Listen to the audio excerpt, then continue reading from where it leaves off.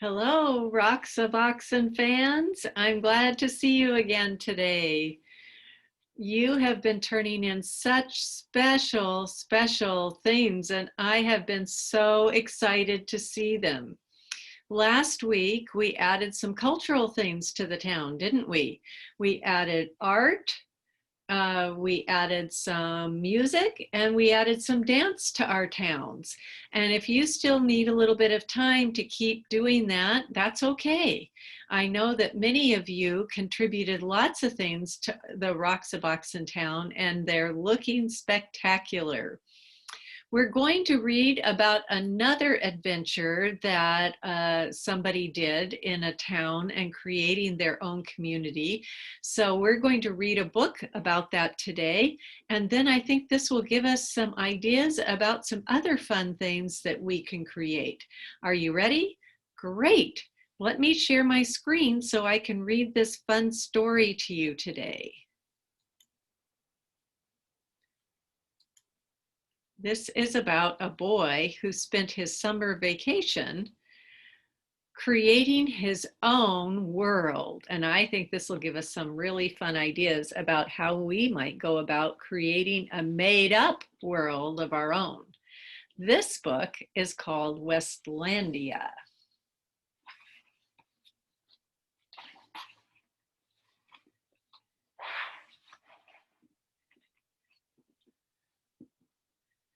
Of course he's miserable, moaned Wesley's mother. He sticks out like a nose, snapped his father.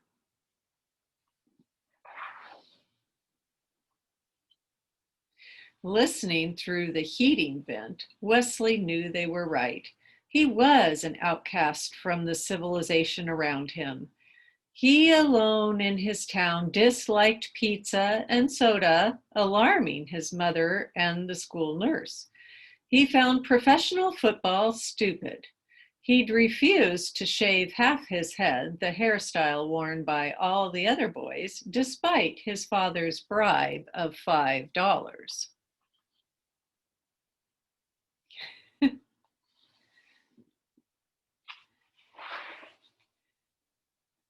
See, there's how they're shaving their heads, kind of like a mohawk. Passing his neighborhood, two styles of housing, garage on the left and garage on the right, Wesley alone dreamed of more exciting forms of shelter. He had no friends, but plenty of tormentors.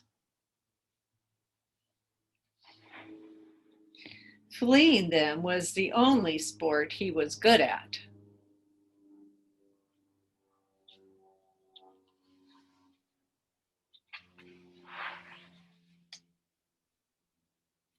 Each afternoon, his mother asked him what he'd learned in school that day.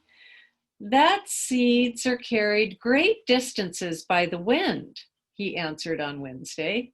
That each civilization has its staple food crop, answered on Thursday. That school's over and I should find a good summer project, he answered on Friday. As always, his father mumbled, I'm sure you'll use that knowledge often.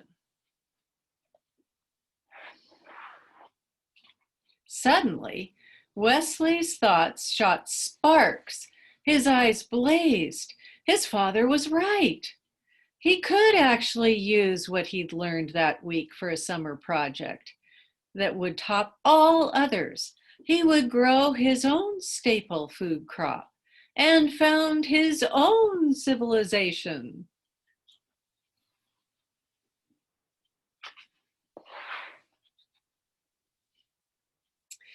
The next morning, he turned over a plot of ground in his yard. That night, a wind blew in from the west. It raced through the trees and set his curtains snapping. Wesley lay awake, listening. His land was being planted.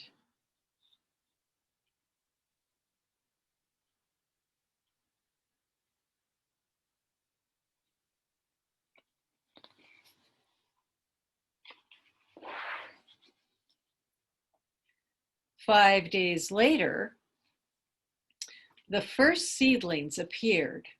You'll have almighty bedlam on your hands if you don't get those weeds out, warned his neighbor. Actually, that's my crop, replied Wesley. In this type of garden, there are no weeds. Following ancient tradition, Wesley's fellow gardeners grew tomatoes, beans, Brussels sprouts, and nothing else. Wesley found it thrilling to open his land to chance, to invite the new and the unknown.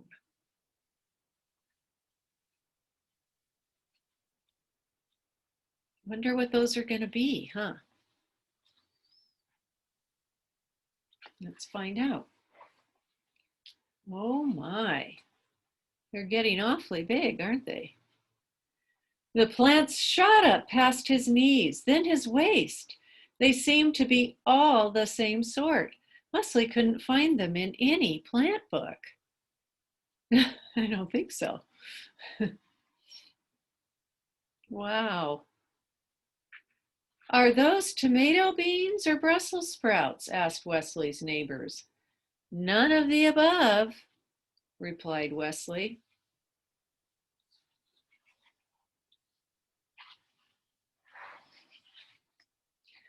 Fruit appeared, yellow at first, then blushing to magenta.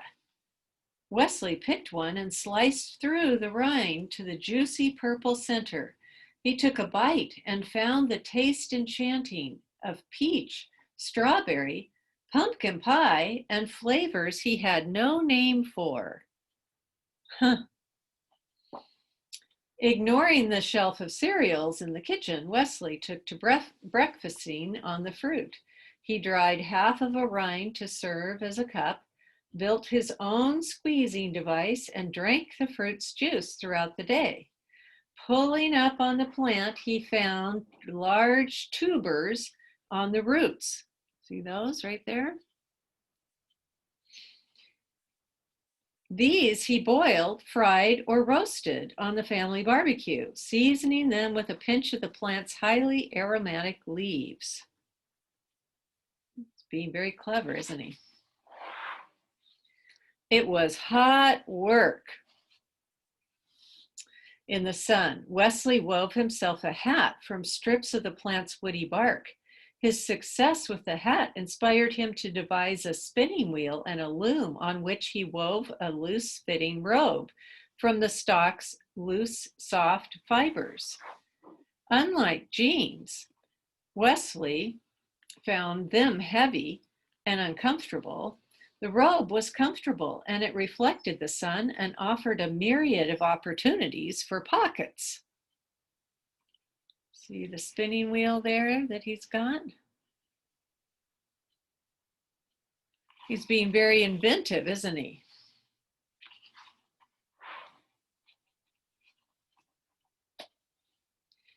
His schoolmates were scornful, then curious. Grudgingly, Wesley allowed them 10 minutes apiece at his mortar, crushing the plant's seeds to collect the oil. This oil had a tangy scent and served him both as suntan lotion and mosquito repellent. He rubbed it on his face each morning and sold small amounts to his former tormentors at the price of $10 a bottle.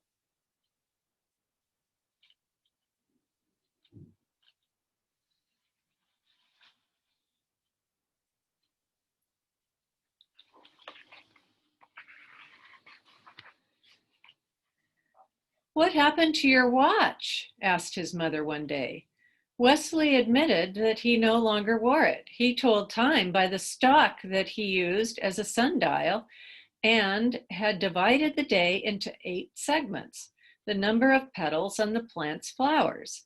He adopted a new counting system as well, based likewise upon the number 8. His domain, home to many much innovations, he named Weslandia, after his name, Wesley. So here he has a sundial. So depending on where the shadow falls, he knows what time of day it is.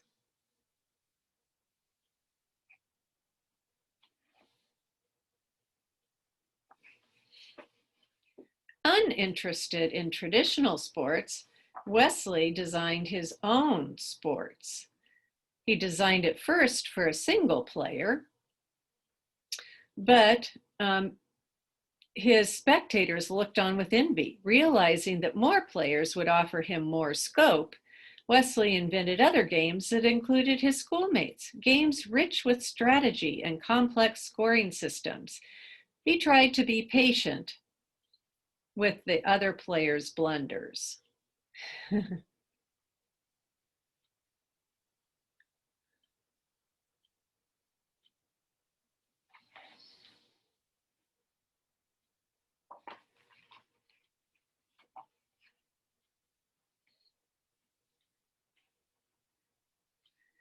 August was unusually hot. Wesley built himself a platform and took to sleeping in the middle of Weslandia.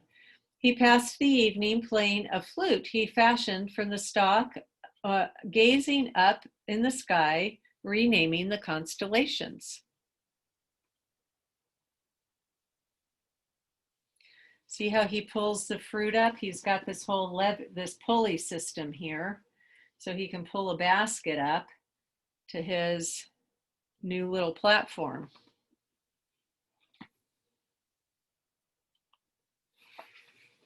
And here he is on his platform at night. There's the platform, part of it. And then here he is, seeing his nice little hammock, playing his flute. He's been very inventive for his new little town, hasn't he?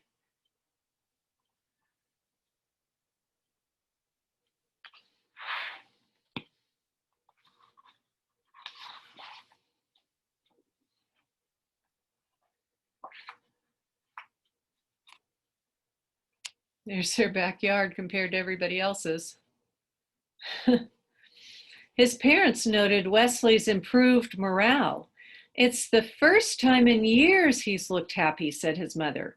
Wesley gave them a tour of Weslandia. "What do you call this plant?" asked his father, not knowing its name. Wesley had begun calling it swist, from the sound its rustling leaves made in the breeze. In like manner, he named his new fabrics, games, and foods until he created an entire language.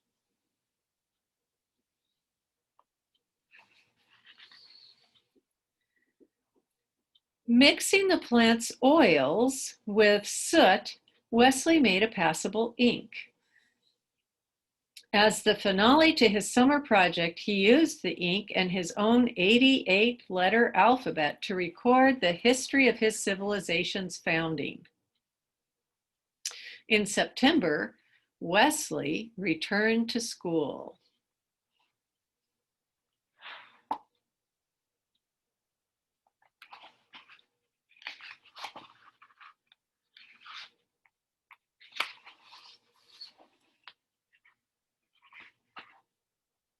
But he had no shortage of friends. Wasn't that a nice story? And it shows how different it was from the beginning to the end in Wesley's life, wasn't it? All because he created a whole new different civilization. And we're going to think about the different things that he put together in his civilization, all because of this make-believe plant. He made lots of different things, didn't he?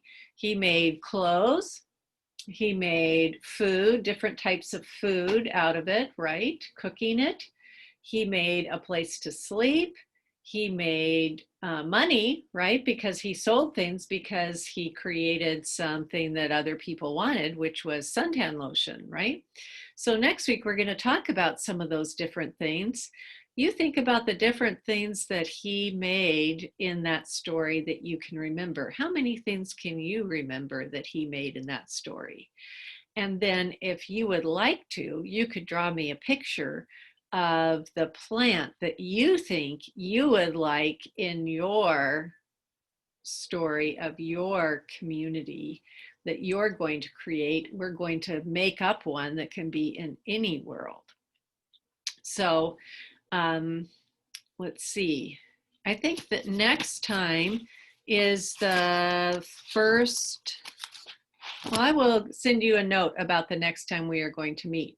So I will see you next time. If you want, you can draw me a picture of the flower that you think you would like to have, or the plant you think you would like to have in the beginning of your new community.